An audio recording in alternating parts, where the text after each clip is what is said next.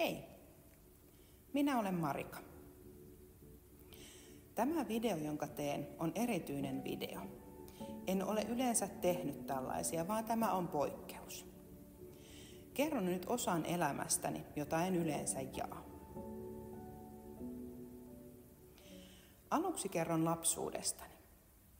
Silloin rakastin erilaisia roolileikkejä, teatteria ja esiintymistä. Kävin vanhempien vaatekaapilla ja kokeilin sieltä erilaisia vaatteita, erityisesti isän vaatteita. Housut, takki, solmio, hattu ja lasit. Sitten esiinnyin ja ilveilin peilin edessä. Tai kun perhe katsoi televisiota, en välittänyt niinkään siitä, vaan halusin, että he katsovat minun esitystäni. Rakastin leikkiä esimerkiksi bussikuskia tai bisnesmiestä, mafiaa. Tykkäsin myös tehdä sohvatyynyistä erilaisia temppuratoja ja esiinnyin mielikuvitusjuttuja. Esiinnyin myös päiväkodissa ja koulussa, erilaisissa roolileikeissä. Useimmiten halusin olla miehen roolissa. Esimerkiksi kuuluisa tarina karhuperheestä, jossa on isä, äiti ja poikanen. Halusin ottaa isäkarhun roolin. Esitin sitä ylpeänä.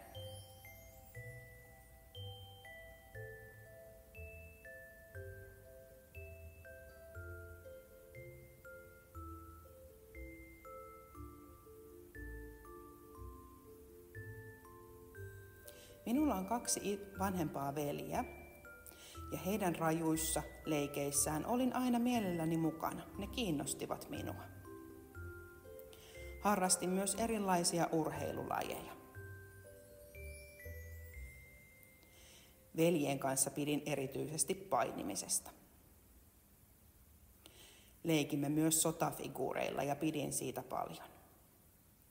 Eli kaikki poikien jutut vetivät minua puoleensa.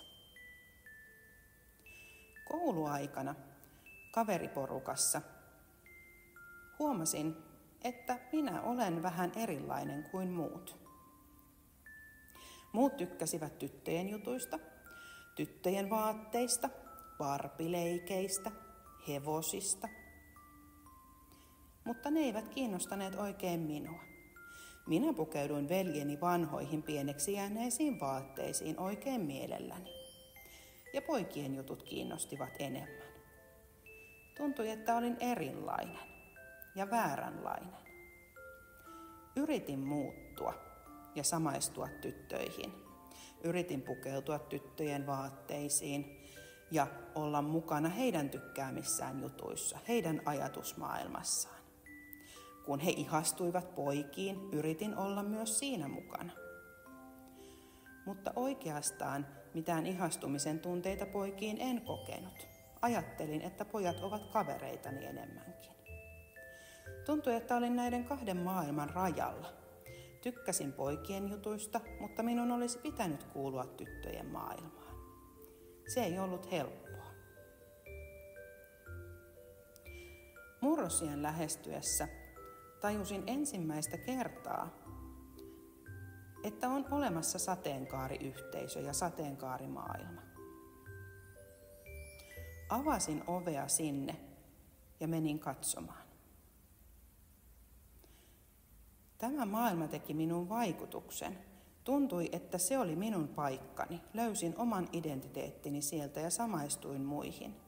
Sain uusia ystäviä ja tutustuin ihmisiin.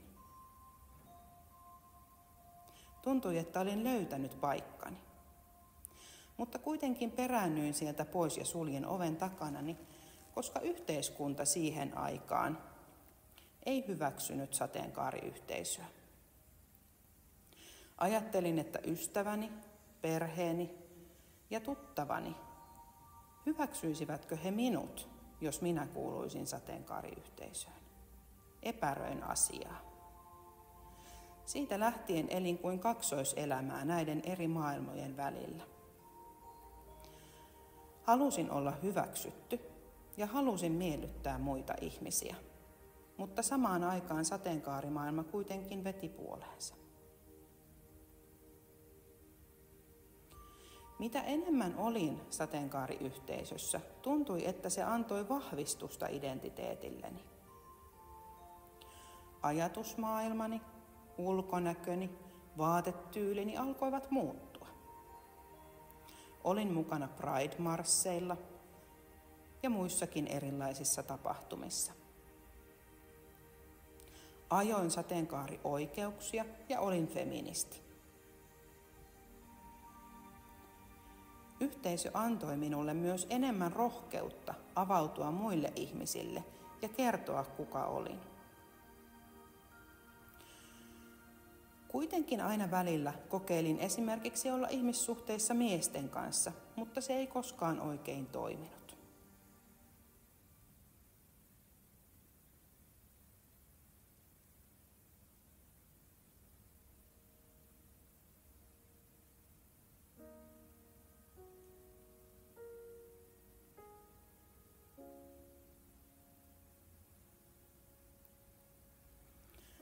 Tämän identiteettini löytymisen prosessin alkuvaiheessa olin rippikoulussa. Tapasin siellä uskovan, uudesti syntyneen henkilön. Hän kertoi Jeesuksesta ja Raamatusta. Nämä asiat iskivät sydämeeni ja kiinnostivat. Halusin kuulla enemmän, mutta en kuitenkaan uskaltanut muiden takia. Rippikoulun jälkeen ostin itselleni oman Raamatun ja yritin lukea sitä, mutta se oli todella raskasta, koska kukaan ei tukenut eikä neuvonut siinä, joten Raamattu jäi hyllylle pölyttymään. Palaan nyt vielä siihen, miten löysin ja vahvistin identiteettiäni, miten se kasvoi. Koko lapsuuteni ja elämäni ajan olin kuitenkin aina välillä tuntenut jonkin korkeamman voiman kutsumusta, mutta en aivan tiennyt, mitä se oli.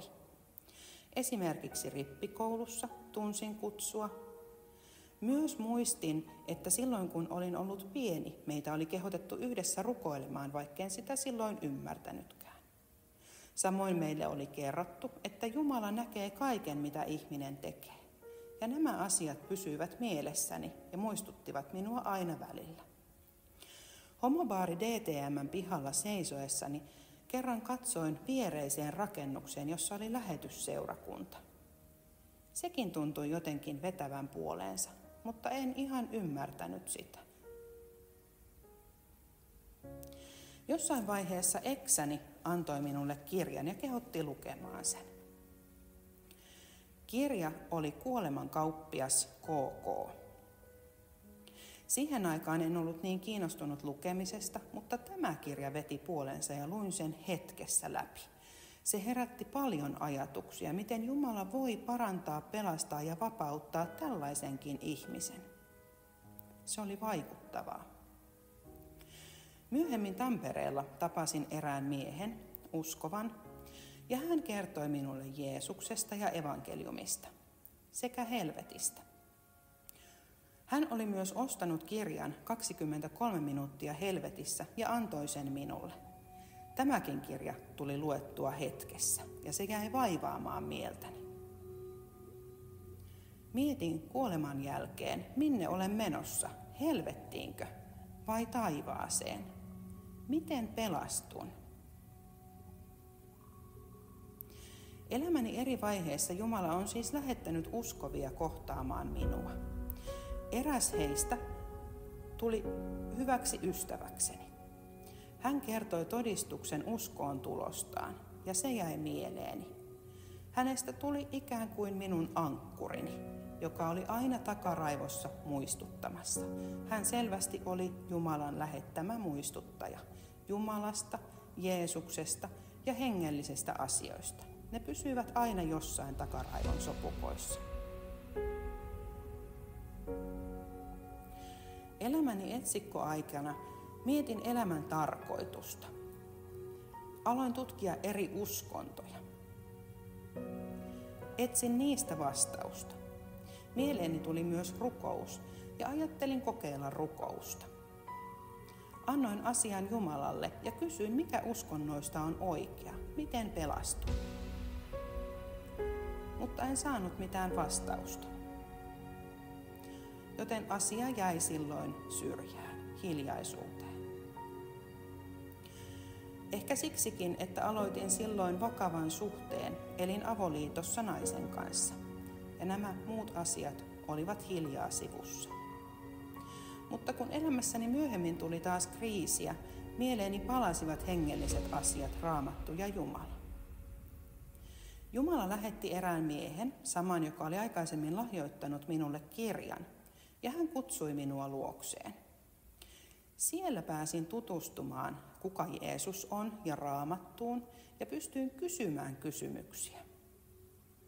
Eräänä päivänä yksi Raamatun jae iski, ja aivan kuin lamppu olisi syttynyt päässäni. Se oli Johannes 10:9. Jeesus sanoo, minä olen ovi. Vain minun kauttani pääsee taivaaseen Isän luo. Muuta tapaa ei ole. Tämä oli se vastaus rukouksiini. Eivät uskonnot, vain ainoastaan Jeesus. Jeesus on vastaus. Nyt olin valmis antamaan elämäni Jeesukselle ja tunnustamaan kaiken hänelle. Tiesin, kuka olen, tiesin, mikä identiteettini on, ja tiesin, ettei Raamattu hyväksy minua sellaisena, syntisenä. Mutta kuitenkin tunnustin kaiken Herralle. Sanoin, etten pysty itse muuttamaan itseäni, lopettamaan tai poistamaan tätä itsestäni.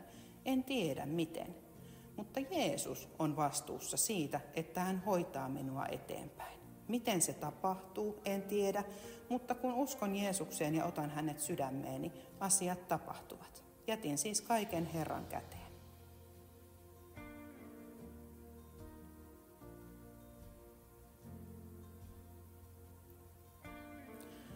Ajan kuluessa luin enemmän Raamattua, rukoilin ja vietin aikaa uskovien yhteydessä.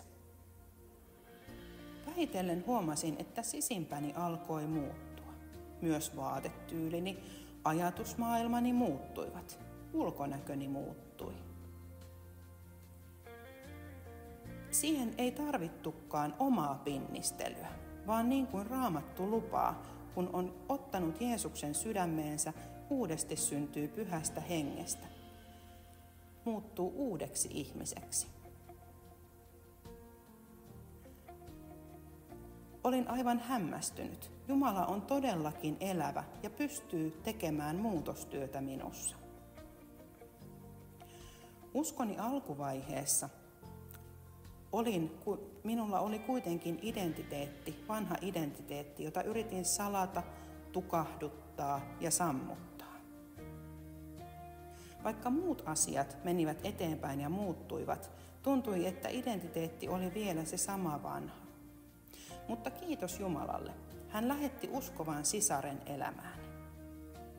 Hänelle pystyin kertomaan, kuka olin, minkälainen identiteetti minulla oli, pystyin tunnustamaan ja jakamaan hänelle. Ja siitä lähti parantumisen ja vapautumisen prosessi. Jeesuksen veren voimasta syntini otettiin ristille. Olin vapaa. Minun ei tarvinnut enää kamppailla muuttuakseni ja parantuakseni. Olin sellainen kuin olin itse, nainen Marika. Koko matkan ajan myös jokainen uskova, joka lukee enemmän Raamattua ja on rukousyhteydessä, menee koko ajan kohti sitä alkuperäistä tarkoitusta, joksi Jumala on hänet luonut. Tästä prosessista ymmärsin, että lapsuudessani saamani identiteetti oli ollut vääristynyt. Kuitenkin, kiitos Herralle, hän voi korjata ja parantaa ja muuttaa omaksi alkuperäiseksi tarkoituksekseen, naiseksi, naisen identiteetiksi, niin kuin hän on minut luonut. Ymmärsin myös, että Jumala ei halua meidän itse kamppailevan syntiä vastaan, vaan hän on vapauttanut ja parantanut meidät. Jumalalle tämä on mahdollista. Nyt olen onnellisesti naimisissa miehen kanssa.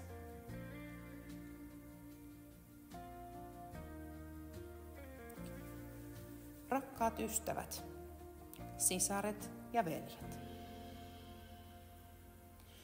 Jos joku teistä kamppailee tällaisten asioiden kanssa, identiteettinsä kanssa, haluan rohkaista teitä. Olkaa Jumalalle täysin rehellisiä. Kaikissa identiteettikriiseissä voitte jättää asianne hänelle. Myös Raamattu. Hyväksykää Raamattu sellaisena puhtaana kuin se on, muuttumattomana. Myös tunnustakaa uskoville ystäville, jos teillä on jotain sisäistä identiteettikriisiä. Koska totuus vapauttaa, niin kuin Raamattu lupaa. Jeesus Kristus on jo maailman voittanut, ja Jeesus Kristus haluaa myös vapauttaa teidät. Tärkeää on tunnustaa ja tuoda asianne hänelle. Siitä lähtee parantumisen ja vapautumisen prosessi. Uskovat ystävät, jos muut ihmiset kamppailevat näiden asioiden kanssa, rakastakaa heitä.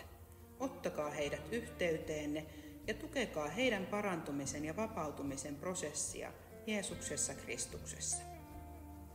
Enemmän Raamattua, rukousta ja tukea.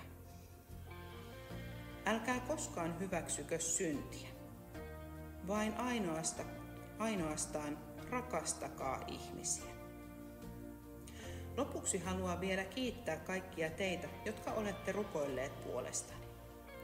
Rukoilkaa edelleenkin muiden puolesta, että he löytäisivät Jeesuksen Kristuksen ja vapautuisivat. Herran laupeus, rauha ja rakkaus olkoon teidän kanssanne. Pysykää totuudessa. Jumalan siunausta teille.